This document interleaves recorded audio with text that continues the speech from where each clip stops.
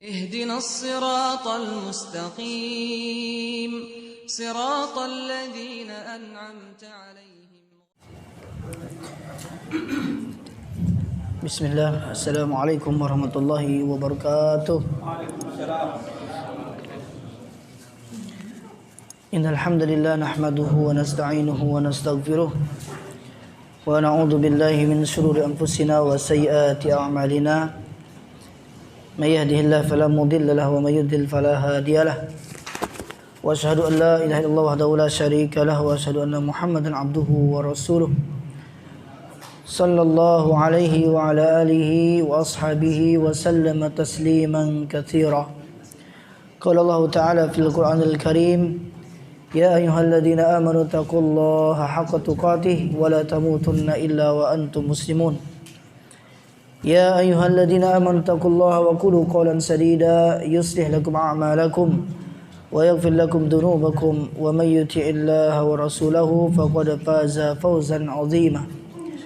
فإن أصدق الحديث كتاب الله وخير الهدي هدي محمد صلى الله عليه وسلم وشر الأمور محدثاتها وكل محدثة بدعة وكل بدعة ضلالة وكل ضلالة في النار. أما بعد. Jamaah salat maghrib yang semoga dirahmati Allah Subhanahu wa taala. Alhamdulillah, kita bersyukur kepada Allah Subhanahu wa taala atas segala nikmat yang diberikan kepada kita semua, di antaranya nikmat kesehatan dan nikmat umur, sehingga kita masih bisa melaksanakan ibadah kepada Allah Subhanahu wa taala. Salat serta salam semoga tetap tercurahkan kepada Nabi kita Nabi Muhammad sallallahu alaihi wasallam, seorang rasul yang diutus oleh Allah Subhanahu wa taala untuk menyempurnakan akhlak yang mulia. Jamaah salat maghrib, a'azanallahu wa iyyakum, kita masih pada pembahasan dari surah Al-Balad, ya, lanjutan dari surah Al-Balad. Silakan yang mau baca dulu surah Al-Balad.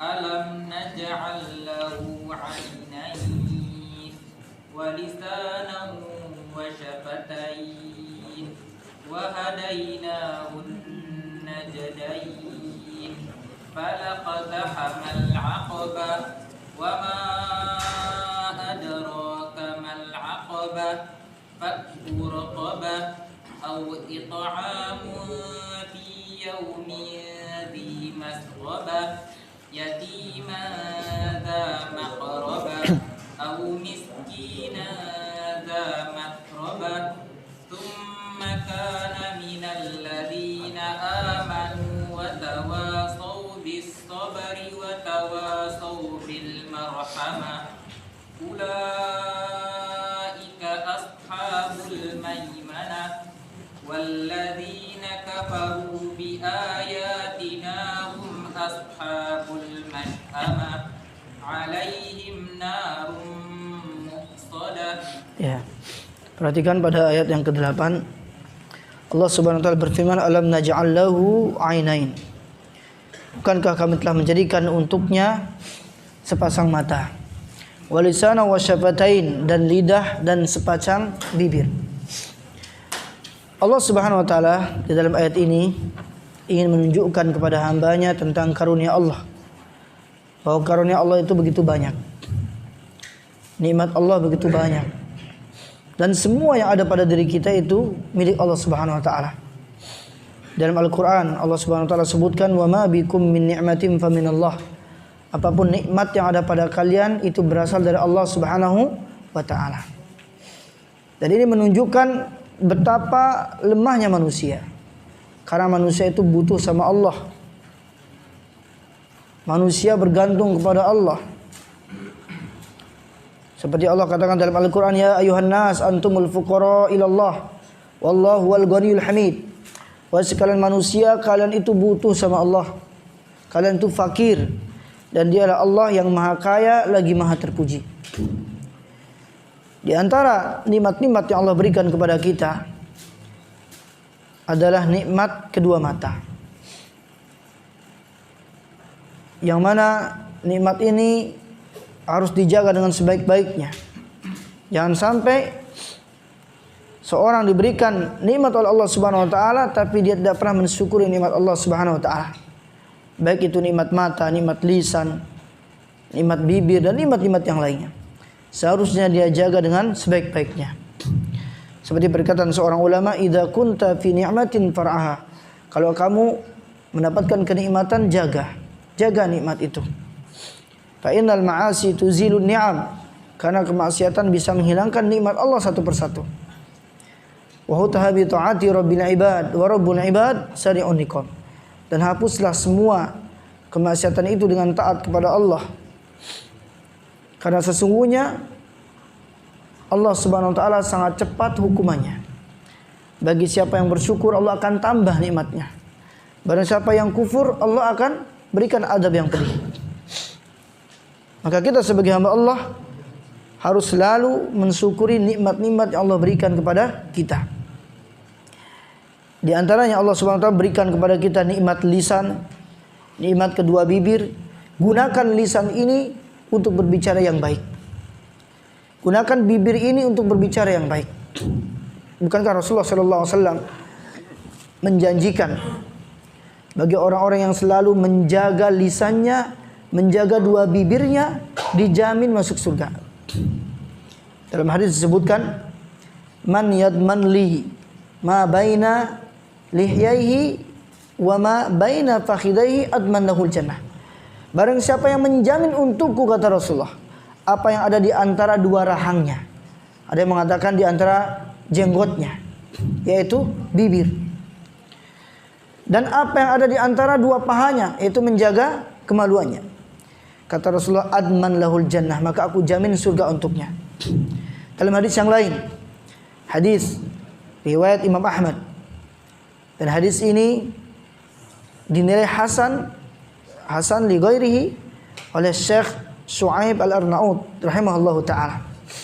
Rasulullah sallallahu alaihi wasallam bersabda, "Idmanu li sittan min anfusikum adman lakumul jannah." Jaminlah, berilah jaminan untukku 6 perkara yang ada dari diri kalian. Adman lakumul jannah, kata Rasulullah. Niscaya aku akan jamin surga untuk kalian. Pertama, usduku idza haddastum. Berbicara yang benar, yang jujur, ya, atau jujurlah ketika berbicara. Jangan suka berbohong. Karena orang-orang yang suka bohong itu ciri-ciri orang munafik. Kata Rasulullah, ayatul munafik salas. Tanda orang munafik itu ada 3. Idza hadatsa kadzaba, ketika dia berbicara selalu dusta, selalu berbohong. Wa idza wa'ada akhlafa, ketika berjanji selalu ingkar janji. Wa idza tumina khana, ketika diberikan amanah dia selalu berkhianat. Ya. Ini orang-orang munafik. Berbeda dengan orang-orang yang beriman. Ketika dia berbicara dia selalu jujur. Dia gunakan lisannya pada perkataan-perkataan yang baik, jujur dalam berbicara. Ini yang dijamin surga oleh Rasulullah. Kemudian berikutnya, wa aufu idza wa'adtum. Tepatilah janji ketika berjanji. Kalau punya janji, jangan sampai ingkar janji, harus tepati janji itu. Kemudian wa'addu idza tumintum. Ketika diberikan amanah, wa'addu, tunaikanlah. Tunaikanlah amanah ketika diberikan amanah. Baik itu amanah berupa harta, amanah berupa anak, ya, amanah ilmu. Ini ilmu amanah. Ya, harus ditunaikan, disampaikan. Wa'addu idza tumintum. Berikutnya, wahfadhu furujakum. Jagalah kemaluan-kemaluan kalian. Wa guddu absarakum, tundukkanlah pandangan-pandangan kalian. Wa kuffu aydiyakum, dan tahanlah, jagalah tangan-tangan kalian. Tidak boleh memukul, tidak boleh kasar, tidak boleh menzalimi saudara kita. Nah, salah satu yang mendapatkan jaminan surga adalah orang-orang yang selalu menjaga lisannya. Karena ini lisan nikmat yang mulia. Kalau digunakan dengan baik, ya, maka dia akan selalu berkata-kata yang baik. Tapi kalau lisannya nggak pernah dijaga, akhirnya orang itu terbiasa untuk berbicara yang kotor, suka menghujat, menghina dan yang lainnya. Bahkan disebutkan dalam hadis riwayat Imam At-Tirmidzi dan Ibnu Hibban, Rasulullah sallallahu alaihi wasallam bersabda dari Abdullah bin Mas'ud, An Ibnu Mas'ud radhiyallahu anhu an Nabi sallallahu alaihi wasallam qala, dari Nabi sallallahu alaihi wasallam beliau bersabda, "Ala ukhbirukum biman tuharrimu alaihi nar?" Maukah aku kabarkan kepada kalian orang-orang yang haram tersentuh api neraka? Para sahabat berkata, qalu, para sahabat bertanya, "Bala ya Rasulullah." Tentu wahai Rasulullah. Qala, kemudian Rasulullah sallallahu alaihi wasallam mengatakan, "Ala kulli hayyin layyinin qaribin sahal." Orang-orang yang haram tersentuh api neraka ada 4. Mereka adalah hayyin, orang-orang yang hatinya teduh, baik itu lahir dan batinnya selalu tenang. Dia itu tidak gerasa gerusu dan dia selalu tenang menghadapi masalah. Hayyin. Dan dia ini suka memaafkan, tidak mudah marah dan tidak labil, gampang menahan amarah. Ini hayyin. Ini haram tersentuh api neraka. Walaupun tipe manusia itu berbeda-beda. Ada yang suka emosian, ada yang memang sabar orangnya, ada yang nggak bisa diajak bercanda, suka marah. Ya, maka kita berusaha menahan amarah. Bukankah orang yang paling kuat itu orang yang suka menahan amarahnya? Ya. Laisa syadidu bisur'ah wa innamas syadidul ladzi yamliku nafsahu indal ghadab. Orang kuat itu bukanlah orang yang pandai bergulat, bukan orang yang pandai berkelahi, tapi yang kuat itu adalah orang yang selalu menahan amarahnya. Ini yang diharamkan masuk neraka. Hayyin. Kemudian layyin. Layyin itu orang yang lemah lembut, tidak kasar, bertutur kata yang baik. Ya, lebih-lebih ketika berdakwah dia selalu lemah lembut dalam berdakwah. Bukankah dengan kelemah lembutan ini ya orang-orang akan senang ya dengan kita, bergaul dengan kita. Maka kita harus berusaha ramah sama orang, bertutur kata yang baik sama orang. Jangan sampai ya suka berkata-kata kasar. Disebutkan dalam firman Allah Subhanahu wa taala, "Fa bima rahmatin minallahi linta lahum walau kunta faddan ghalidhal qalbi lam faddu min haulik." Dan disebabkan karena rahmat Allah kalian bisa berlemah lembut. Jadi orang yang bisa lemah lembut ini merupakan karunia dari Allah, rahmat dari Allah. Walau kunta faddan ghalidhal qalbi lam faddu min haulik. Seandainya engkau berhati kasar, suka keras, ya bertutur kata yang keras, maka orang-orang di sekelilingmu akan lari. Ketika berdakwah orang lari dari dakwahnya. Ya, maka jaga lisan. Kalau enggak mengandung manfaat, lebih baik diam saja. Daripada berbicara banyak salahnya, ya lebih baik diam. Insya Allah selamat. Bukankah dalam hadis disebutkan as-samtu hikmah wa qalin fa'iluhu. Diam itu hikmah. Bahkan diam itu emas dan sedikit orang yang melakukannya. Maksudnya apa di sini? Diam dari berkata-kata yang kotor, diam dari ghibah, diam dari menghujat, diam dari menghina orang. Ini yang diharamkan masuk neraka. Kemudian apa? Qarib. Orang-orang yang akrab, mudah akrab, suka bergaul, ramah ketika ketemu, kemudian dia murah senyum, enggak bermuka masam. Ya, ketemu sama muslim, selama dia muslim harus tebarkan senyum. Jangan sampai cemberut ketemu saudara kita, Pak. Dimanapun ketemu saudara, walaupun dia tidak celana cingkrang, tidak jenggotan, selama dia muslim itu saudara kita. Tebar salam. Ya, ini yang akan diharamkan masuk neraka jahanam. Bahkan dalam hadis juga disebutkan, ya, di antara ciri-ciri orang-orang yang bertakwa kepada Allah Subhanahu wa taala yaitu taslimuka ala man ta'rif wa man lam ta'rif. Itu ciri-ciri orang bertakwa. Ketika engkau mengucapkan salam kepada orang yang engkau kenal dan orang yang tidak engkau kenal. Jadi di jalan, Pak, jangan sampai sama orang yang kenal saja mengucap salam. Orang yang nggak kenal pun kita tebarkan salam. Mau dijawab atau tidak terserah dia. Karena ini anjuran, tebarkan salam. Selama dia muslim, tebarkan salam. Ya. Itu qarib, mudah akrab. Dan dia itu tidak milih-milih ketika berteman. Maksudnya apa di sini? Kalau temannya kaya baru mau berteman. Giliran temannya nggak punya apa-apa nggak mau berteman. Bukan seperti itu ya. Sama siapapun kita berteman. Mau dia kaya, mau dia miskin, itu sama. Yang membedakan mulia seorang adalah takwa kepada Allah Subhanahu wa taala. Kemudian Sahal, ini yang diharamkan masuk neraka. Sahal ini orang-orang yang suka mempermudah, tidak berbelit-belit. Dia itu nggak suka menyusahkan orang, nggak suka mempersulit orang, suka ya memudahkan orang.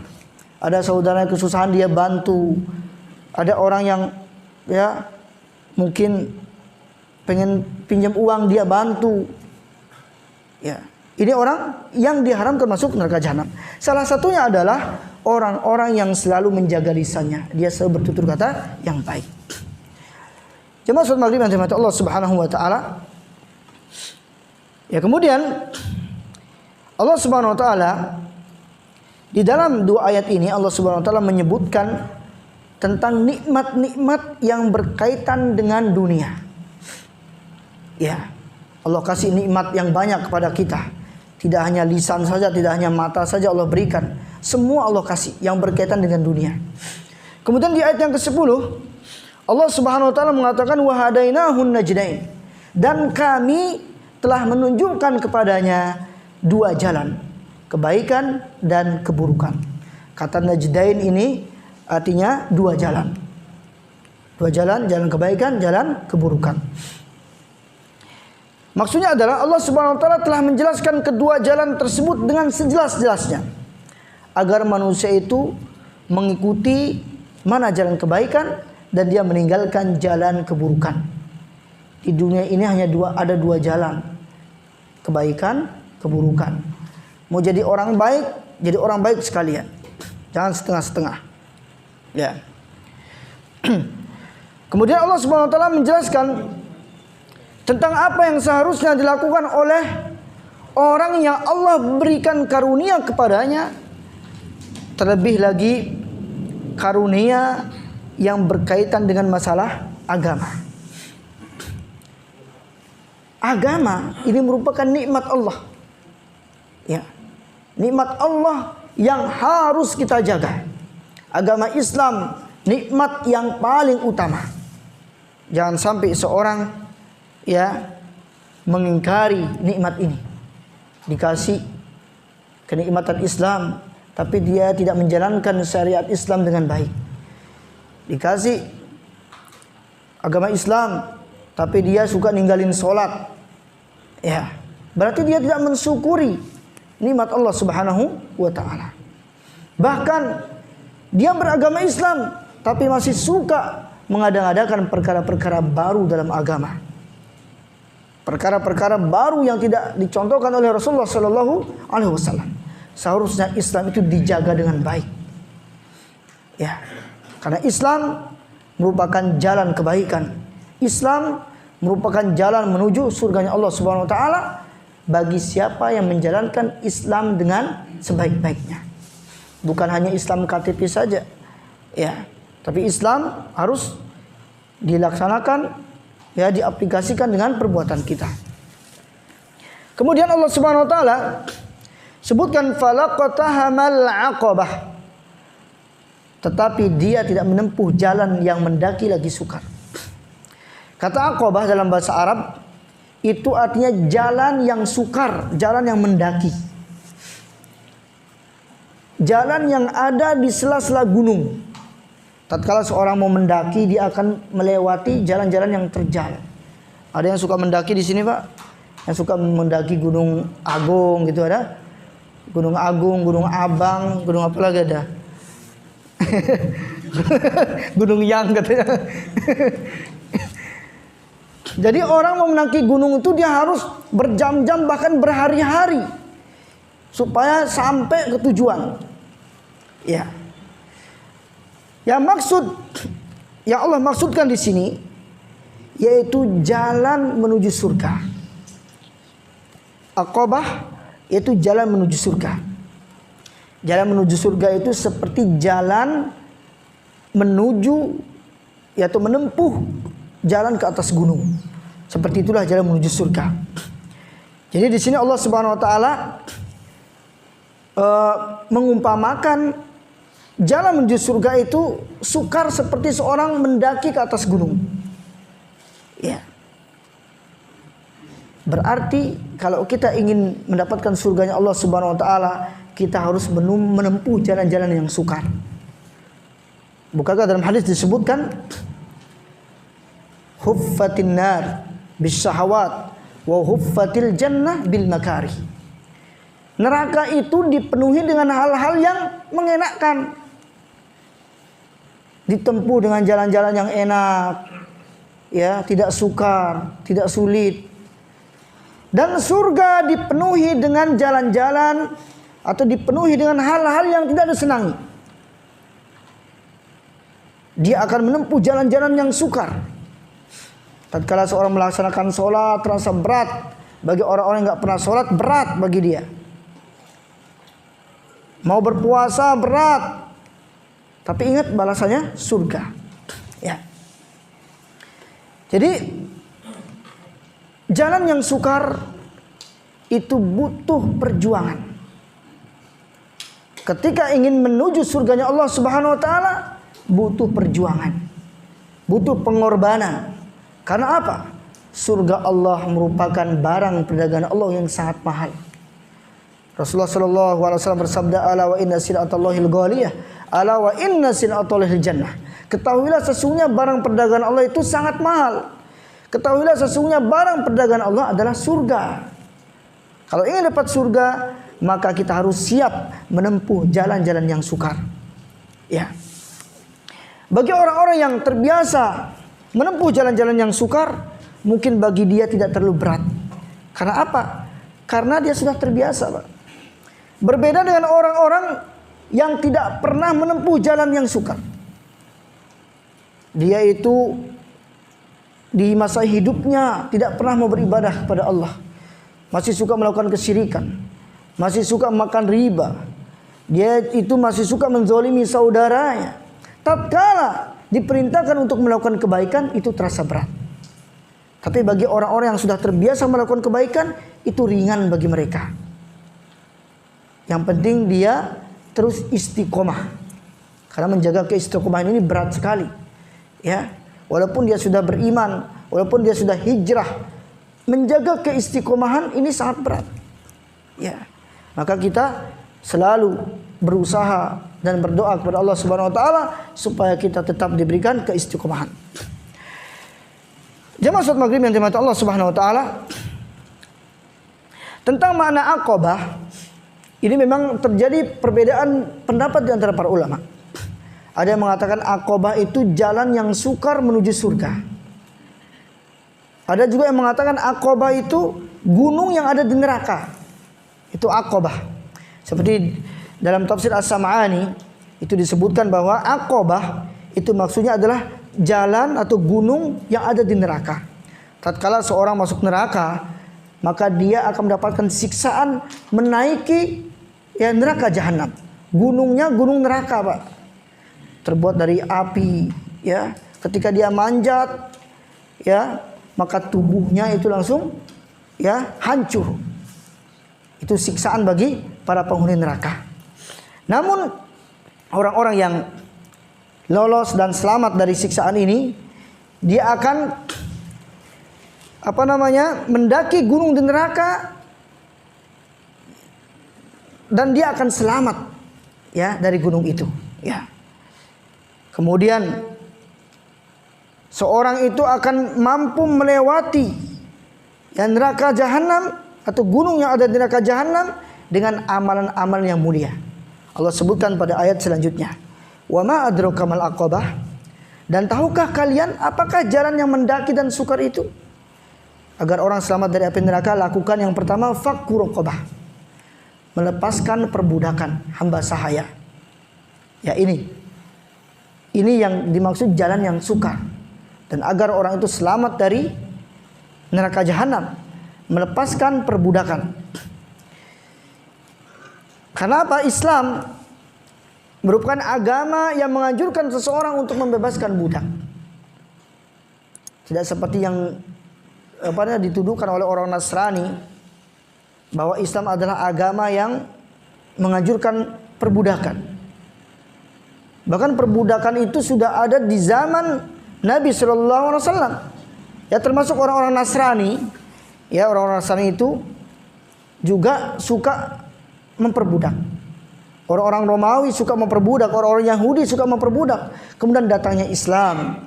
Islam menganjurkan ya para sahabat untuk memerdekakan budak. Ya. Salah satunya Rasulullah SAW pernah memerintahkan sahabat untuk memerdekakan seorang budak yang beriman kepada Allah. Tatkala budak ini ditanya ya oleh Rasulullah tentang di mana Allah. Rasulullah nanya, "Aina Allah?" Kemudian wanita ini menunjuk tangannya ke atas langit. Fis sama, Allah itu di langit. Kemudian Rasulullah mengatakan, "A'tikha." Rasulullah katakan kepada sahabat, "A'tikha." Budak bebaskanlah budak ini. Bebaskanlah wanita ini. Fa innaha mu'minah. Karena dia adalah orang yang beriman. Ya, ini menunjukkan bahwa Islam datang untuk memerintahkan seorang agar memerdekakan budak. Ya. Dan ini amalan yang mulia yang bisa menyelamatkan seorang dari api neraka. Kemudian berikutnya Allah katakan au it'amun fi yaumin dzi masghobah, atau memberikan makan pada hari terjadi kelaparan. Ini juga jalan yang sukar. Kadang orang itu ingin berbagi itu berat. Lebih-lebih ketika dia itu sangat butuh, itu berat sekali Pak mau berbagi. Seperti disebutkan oleh ulama, azul asya salasah. Ada 3 hal yang paling berat dihadapi oleh seorang manusia. Pertama, al-jaudu min qillah. Dia ingin berbagi sedangkan dia butuh. Itu berat sekali. Dia kekurangan. Ada yang lebih kekurangan. Ada yang lebih fakir daripada dia. Mau berbagi terkadang berat. Kemudian al-wara'u min khulwah. Menjaga diri dari kemaksiatan ketika sendirian. Ini berat sekali. Ya. Kemudian wa kalimatul haqqi 'inda ma yurja wa yukhaf. Mengatakan kebenaran di hadapan orang-orang yang ditakuti dan orang-orang yang diharapkan. Ini berat Pak. Mau menyampaikan kebenaran di hadapan orang yang ditakuti itu kadang berat. Atau orang yang diharapkan. Setiap hari dibantu sama saudaranya. Ketika saudaranya salah, berat mau negur. Kenapa sering dikasih? Atau karena takut sama orang. Orang ini yang ditokohkan, orang ini yang ditakuti di masyarakat, dia mau negur sungkan. Ini 3 hal yang paling berat. Salah satunya adalah berbagi ketika kita sendiri sedang butuh. Ini berat. Makanya orang-orang yang betul-betul ya merasa bahwa apa yang dia miliki itu titipan dari Allah Subhanahu wa taala, maka dia akan mudah untuk berbagi kepada saudaranya. Ya, ini amalan yang bisa ya menyelamatkan seorang dari api neraka, yaitu memberi makan pada hari terjadi kelaparan. Karena apa? Ketika seorang bersedekah itu tingkatannya itu berbeda-beda. Sesuai dengan kondisi orang yang dia sedekahi. Ada orang yang hanya miskin, ada orang yang betul-betul fakir. Ya, sampai dia tidak punya apa-apa selain baju yang ada di tubuhnya. Bersedekah kepada orang yang fakir itu lebih utama daripada bersedekah kepada orang yang miskin. Kalau orang miskin masih punya tempat tinggal, ya, masih bisa memenuhi kebutuhan sehari-hari. Tapi kalau orang fakir ini untuk kebutuhan sehari-hari saja nggak ada. Tatkala kita memberikan kepada orang fakir itu lebih utama.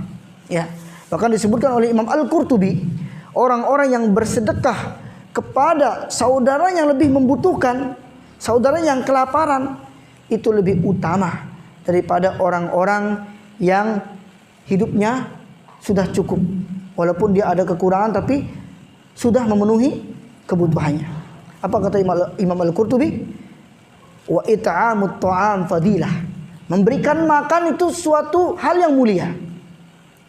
Wa huwa ma'as saghabil ladzi huwal ju' afdal. Ya. Jika disertai dengan kelaparan yang amat sangat, maka itu lebih mulia. Kita bersedekah kepada orang-orang yang sangat kelaparan, itu lebih mulia. Ya. Maka di sini kita berusaha ya untuk sering-sering berbagi kepada saudara-saudara kita. Bukankah sering saya sampaikan orang-orang yang dirindukan oleh surga itu ada 4. Ini saya ulang-ulang hadisnya. Hadis ya yang diriwayatkan oleh Abu Dawud dan At-Tirmidzi dari Ibnu Abbas radhiyallahu anhuma. Al-jannatu mustaqatun ila arba'ati anfar. Surga itu merindukan 4 orang. Yang pertama, talil Quran, orang-orang yang sering baca Quran. Yang kedua, wahafidil lisan, orang-orang yang selalu menjaga lisannya, dirindukan oleh surga. Wa mut'imil ji'an, orang-orang yang sering memberikan makan orang yang kelaparan. Misalkan kita punya tetangga, kunjungi tetangga kita. Siapa tahu dia nggak ada beras di rumahnya. Siapa tahu anak-anaknya belum makan. Berbagi. Kita buat apa ya? Misalkan kita buat sayur, berbagi Pak kepada saudara kita. Ini yang dirindukan oleh surga. Kemudian yang dirindukan oleh surga, wasaimin fi syahr Ramadan, orang-orang yang gemar puasa di bulan Ramadan. Ya, salah satunya adalah orang-orang yang sering berbagi. Ya. Kemudian Allah katakan pada ayat yang 15, yatiman dza makrobah, kepada anak yatim yang ada hubungan kerabat. Ya. Ini juga termasuk amalan yang bisa menyelamatkan seseorang dari siksa api neraka. Memberikan makan kepada anak yatim yang ada hubungan kerabat. Anak yatim itu adalah anak yang ditinggal mati oleh bapaknya, sedangkan anak ini belum balik. Tapi kalau anaknya sudah balik, tidak disebut yatim lagi. Ya. Karena yatim itu anak yang belum balik. Misalkan umur 7 tahun, 8 tahun, 9 tahun, itu masih dihitung yatim. Tapi kalau sudah umur 12 tahun, sudah jenggotan, itu nggak disebut yatim lagi. Nggak disebut yatim lagi. Ya. Jadi itu anak yatim ya. Memberikan makan ya kepada anak yatim yang memiliki hubungan kerabat itu lebih utama daripada memberikan makan kepada anak yatim yang tidak ada hubungan kerabat. Kalau masih ada saudara-saudara kita, keluarga kita yang yatim, itu lebih diutamakan. Karena pahalanya lebih besar. Ya, bersedekah atau memberikan makan kepada anak yatim yang ada hubungan keluarga dengan kita. Walaupun kita mau bersedekah kepada anak yatim yang tidak ada hubungan kerabat, itu juga diperbolehkan. Tapi utamakan dulu yang ada hubungan keluarga. Kalau sudah tercukupi, ya silakan mau memberikan kepada anak yatim yang tidak ada hubungan kerabat dengan kita. Nah, kenapa kita lebih dianjurkan berinfak, bersedekah kepada anak yatim yang ada hubungan keluarga dengan kita? Karena pahalanya lebih besar. Di situ ada 2 pahala. Pertama, pahala infak, pahala sedekah. Yang kedua, pahala silaturahim. Menguatkan hubungan silaturahim dengan keluarga kita. Jangan sampai keluarganya sendiri terlantar, dia malah mendahulukan yang lain, mendahulukan anak yatim yang lain. Saudaranya sendiri yang terlantar, yatim. Seharusnya dahulukan dulu yang ada hubungan keluarga. Kemudian berikutnya, au miskinan dza matrabah, atau orang miskin yang sangat fakir. Kata matrobah ini diambil dari kata turab. Turab itu artinya tanah. Ya, turab artinya tanah. Disebut matrobah karena seorang itu saking miskinnya, seakan-akan tidak memiliki apa-apa kecuali hanya tanah yang dimilikinya. Tempat tinggal nggak ada, tidurnya di tanah. Ini fakir nih, ya. Atau saking miskinnya sampai-sampai dia itu menempel di tanah, nggak ada tempat tinggal. Ini disebut dengan fakir. Au miskinan da matrobah. Ya, jadi intinya ketika seorang memberikan sedekah kepada orang yang sangat fakir miskin lebih utama daripada bersedekah kepada orang yang sekedar miskin. Ini harus diutamakan yang fakir miskin dulu. Karena apa? Pahalanya lebih besar. Ya. Jadi ini pahala yang Allah berikan kepada orang-orang yang suka berbagi. Kemudian Allah Subhanahu wa taala berfirman, "Tsumma kana minal ladzina amanu wa tawassaw bis sabri wa tawassaw bil marhamah." Kemudian dia termasuk orang-orang yang beriman dan saling berpesan untuk bersabar dan saling berpesan untuk berkasih sayang. Di sini terdapat dua pendapat di kalangan para ulama. Ya. Pendapat yang pertama mengatakan bahwa maksud ayat ini adalah seakan-akan Allah Subhanahu wa taala mengatakan kepada orang kafir, mengapa dia tidak mau berbuat kebaikan-kebaikan tersebut? Memerdekakan budak, memberikan makan kepada orang yang kelaparan, orang yang fakir miskin. Kenapa mereka tidak melakukan kebaikan-kebaikan itu? Ya. Dan jika dia hendak melakukan kebaikan, ya, maka dia harus beriman terlebih dahulu. Misalkan ada orang kafir nih, dia berbuat baik, dia bersedekah, dia membantu orang yang kelaparan, dia memerdekakan budak. Orang kafir ini, ya, suka peduli kepada saudara-saudaranya, tapi belum beriman. Apakah dia dapat pahala? Tidak dapat pahala. Contohnya ada seorang Yahudi yang bernama Safwan bin Umayyah. Safwan bin Umayyah ini dia sering membagi-bagikan makanan kepada jamaah haji yang sedang berhaji. Tapi tidak dapat pahala, Pak. Kenapa? Belum muslim, belum beriman. Akhirnya didakwahi oleh Rasulullah SAW. Diberikan 100 ekor onta. Safwan bin Umayyah belum juga mau masuk Islam. Kemudian Rasulullah tawarkan lagi 200 onta, belum juga mau masuk Islam. Sampai dikasih 300 onta, barulah dia tertarik dengan Islam. Ternyata Rasulullah orang yang sangat dermawan. Berdakwah butuh perjuangan, butuh pengorbanan. Ya, kalau kita dikasih enak sekali ya. 100 ekor onta saja berapa ratus juta harganya itu. Ini Rasulullah saking dermawannya, Pak, sampai mendakwahi Safwan bin Umayyah supaya masuk Islam, rela menyedekahkan 300 ekor onta. Ya, tatkala Safwan bin Umayyah belum masuk Islam, walaupun dia berbuat baik, ya, melakukan semua kebaikan, tapi belum beriman, belum masuk Islam, tidak mendapatkan pahala di sisi Allah. Ya. Bahkan disebutkan dalam tafsir Al-Baghawi bahwasanya seorang kafir bagaimanapun amal kebajikan yang dia lakukan namun tidak dibangun di atas keimanan, tetap tidak akan diterima oleh Allah Subhanahu wa taala. Kalau kita dikasih, nerima enggak, Pak? Terima saja. Misalkan ada orang kafir nyumbang masjid, kira-kira diterima enggak? Terima. Tapi dia enggak dapat pahala. Enggak dapat pahala, Pak. Kecuali kalau dia masuk Islam. Bahkan disebutkan oleh Aisyah radhiyallahu anha, "Ya Rasulullah, wahai Rasulullah, Ibnu Jan'ad atau Ibnu Jad'an kana fil jahiliyah yasilur rahim wa yut'imul miskin, fahal daka nafi'uhu?" Qala la yanfa'uhu, la yanfa'uhu. Innahu lam yaqul yawman rabbighfirli khati'ati yaumiddin. Aisyah bertanya kepada Rasulullah, wahai Rasulullah, dahulu di zaman jahiliyah Ibnu Jad'an, ya, Ibnu Jad'an itu gemar silaturahim, suka silaturahim dia. Suka memberikan makan orang miskin. Apakah itu bermanfaat baginya? Apa kata Rasulullah? La yanfa'uhu. Tidak bermanfaat baginya. Ya. Kemudian Rasulullah mengatakan sesungguhnya dia tidak pernah sekalipun mengatakan Rabbighfirli khati'ati yaumiddin. Wahai Tuhanku, ampunilah kesalahanku pada hari pembalasan. Namanya orang kafir enggak pernah beristighfar.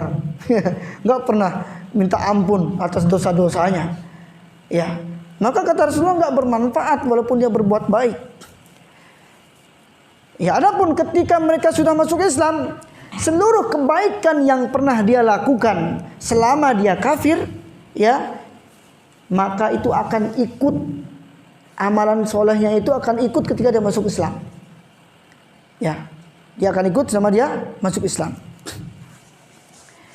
Nah, seperti disebutkan ya dalam sabda Rasulullah sallallahu alaihi wasallam, an Hakim bin Hizam radhiyallahu anhu qala, qultu ya Rasulullah, ara'aita asya'a kuntu atahannas biha fil jahiliyah min sadaqah aw ataqah aw silaturrahim, fahal fiha min ajr?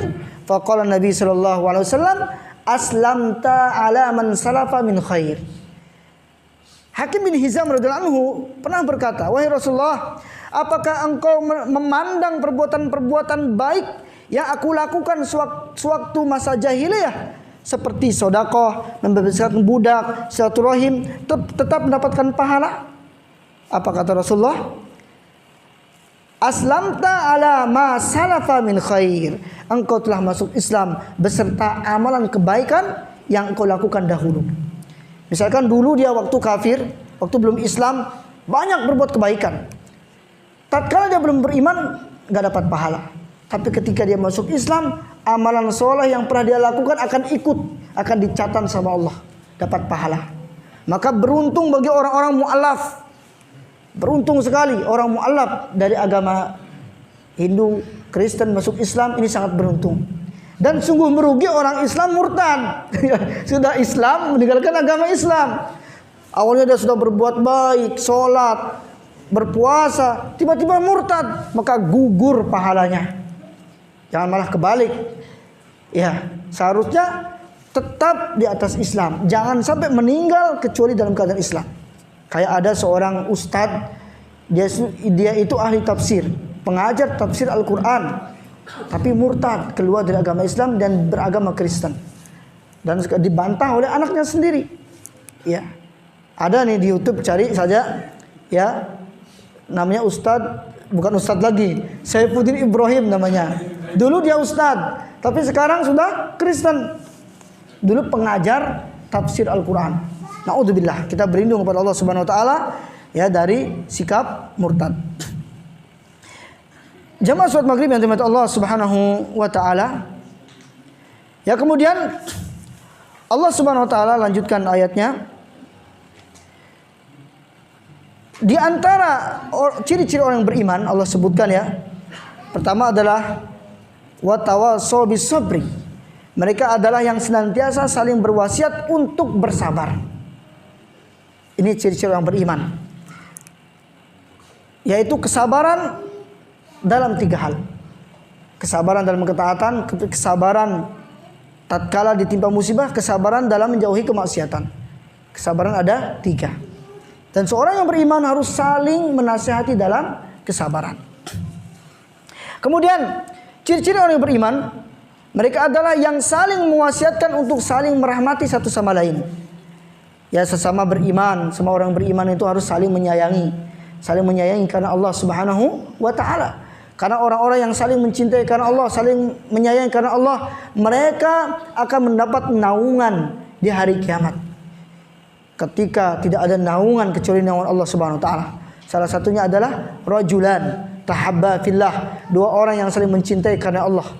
Ijtama alaihi wa tafarraqu alaihi. Dia bertemu karena Allah, berpisah juga karena Allah.